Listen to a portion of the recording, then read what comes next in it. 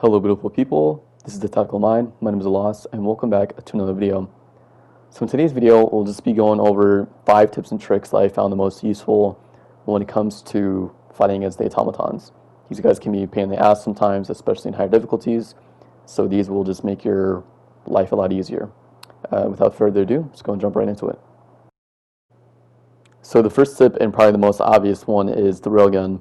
A lot of people don't know, especially at higher levels of play, and even a lot of level 50s I know, they don't know you can directly shoot a tank or even a tower turret shooting at you, right? Whatever they're called. You can shoot them directly. You don't even have to shoot the weak spot or at any specific spot on the tower. As long as you're hitting the head of the cannon itself, and you hit it a couple times, it usually takes about 4 to 5 times before it drops. And you can take it out without using or wasting any stratagems you will want to use on anything else, or if they're on cooldown. And of course, in the previous clips, you can one-shot hulks.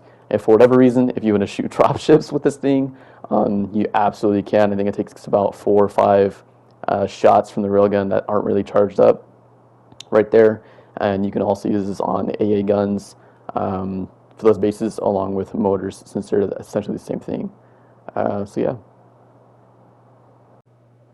For tip number 2, it's nothing groundbreaking or really game-changing. It's honestly a small detail that makes life a bit easier. But everyone knows the broadcast towers and how you can call in an airstrike on them.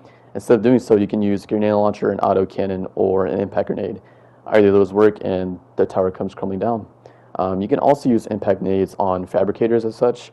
People don't really know that or think you can't use them. If you just angle them in the back, just how they're shown in the first and second clip, you can just do it just like with any other normal frag grenade.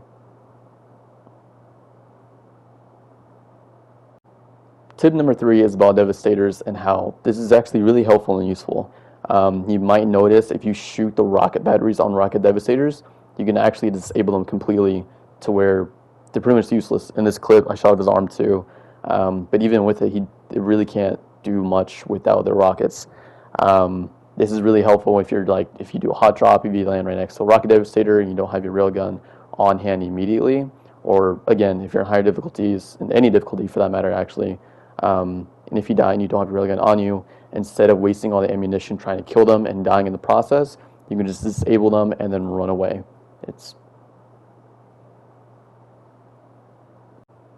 Tip number 4 is movement and disengagement. There are so many times where we get done completing an objective and we're getting overwhelmed, right? For whatever reason, everyone wants to stay and they'll lock it down and just take them all out when you cannot afford to, especially if you're running low on time, on lives, and on resources.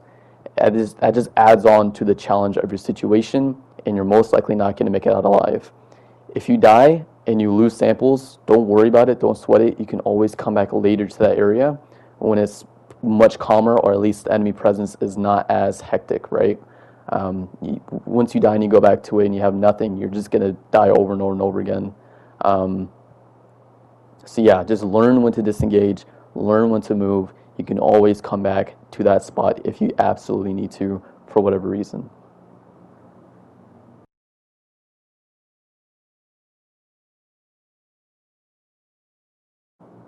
The final tip is taking on proper engagements.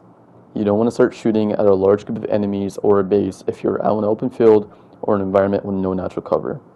Before you start shooting, you want to take solid cover, maybe throw a stratagem if it's necessary, and then you can start your engagement. This helps you and your team stay alive a little bit longer, rather than just shooting at an enemy just because you see them. As you get into higher levels, this becomes even more important. It makes you choose your battles and weigh your options. Now, this clip isn't exactly the best example of what I'm talking about right now. I don't really like the rocks and how thin they are. They barely hide your entire body, and I like to use the environment to control how much of my body I am showing. As you can see, I'm getting a little shots from my bubble shield, but it's good for the most part. It's nothing too bad or crazy. Alright, and that's all for today's video. This is my first video I've made in over 2 years now. I absolutely love YouTube. I've always loved doing this kind of stuff, and I love this game. I love Helldivers. I can see myself playing this for a while, and I love making content like what I did for Siege. even though I'm completely done with that game, I'm moving on to Helldivers. And if you made it to the end of this video, I appreciate it. I appreciate you watching the whole thing. I appreciate all my friends that help me out and that support me when it comes to this kind of stuff. I really appreciate you guys. You guys are my brothers. Again, I don't know how well this video is going to do. It's going to be hit or miss. It could do really well, or not. But again, you know, regardless, I'm gonna attempt to make this a thing.